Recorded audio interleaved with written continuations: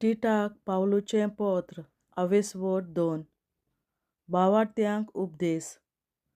पूण तूं तुजे पालेन ओसल आनी धोड शास्त्रांक सोबता तसली चाल तांकां शिकय.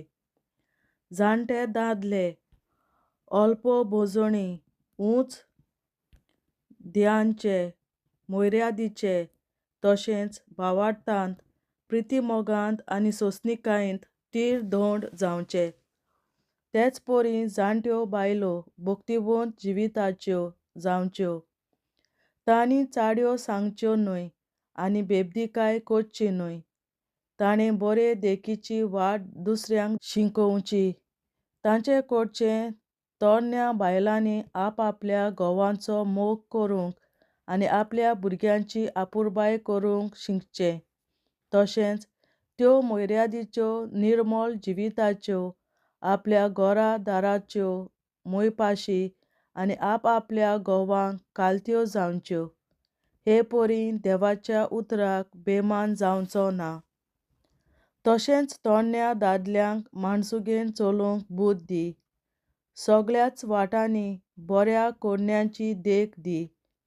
सरळ मनान आनी फिकिरेन तुजी शिकवण दी. तुजें उलोवप इतलें बरें आनी सारकें जावं दी की तातूंत कसलीच घड सोमची ना. तशें आमचेर कितेंच वायट उलोवंक जायना म्हूण पळयोवन आमच्यान दुस्मानांक लज भोगतली. आपल्या धोनयांक सोगटांक कालतीं जावंक जाय म्हूण गुलामांक सांग. तांकां परतें दिनासतना तांणी तांकां खुशी करची. तांणी तांचें कांयच चोरून काडचें न्हय. परतेंच जाल्यार सगळ्या कामांनी आपूण सारकीं कात्रेची म्हूण तांणी दाखोवचें. हे भाशेन देवा आमच्या सोडवणदाराचे शिकवणेक सगळ्या वाटांनी ती मान हाडटली. क्रिस्ती नव्या जिविताचें निमीत कारण. सोमेस्त मनशांक सोडवण दिता ती देवाची दयाळाय दिश्टी पडली. ती दयाळाय आमकां अधर्मी जिविताची वाट आनी संवसारी आशा सांडूंक उलो करता. आमचो व्हडतो देव आनी सोडवणदार जेजू क्रिस्त मोहिमेन दिश्टी पडटलो तेन्ना आमकां सूख मेळटलें त्या सुखाचो भरवंसो दवरून ताची वाट आमी पळोवन आसा. त्या म्हणसर ह्या युगांत आमचें जिवीत माणसुगेचें, देवाक मानता तसलें आनी ताचे भोगतीचें करूंक तीच देवाची दयाळाय आमकां वाट दाखयता.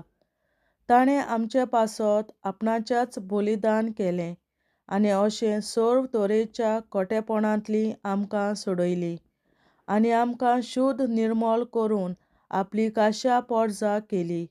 बऱ्यो करण्यो करूंक सदां आयतीं. हें सगळें तांकां सांग. तांकां घोटाय दी आनी सगळ्या अधिकारान तांकां बोबाट कर.